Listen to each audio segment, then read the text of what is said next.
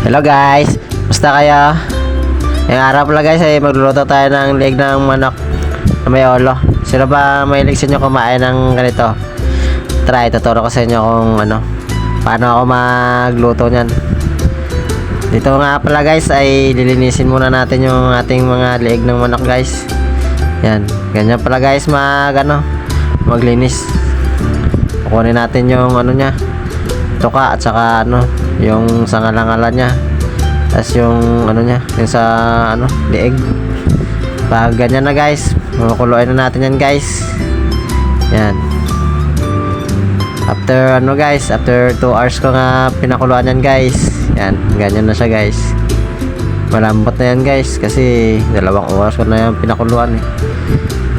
Na mag-iinit na tayo na mantika guys. Tapos dito guys ay nilagay ko na yung mga sangkap natin guys.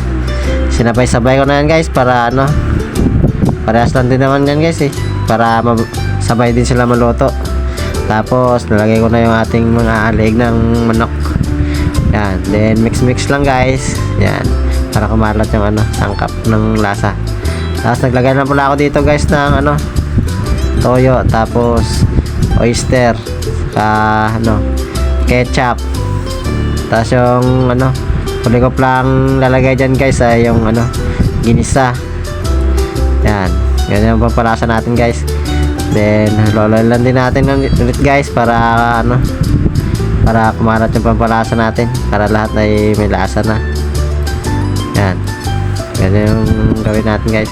Tapos naglagay lang pala ako dito ng pinakulo ako kanina sa leg ng manok. Yan, tapos tatakpan na natin. Then titignan natin pag konti na yung sabaw guys, nalagay natin yung onion leaves. Yan, then loloyin na din natin ulit guys. Yan, para maluto siya. Yan, then pag okay na tatakpan na natin siya ulit.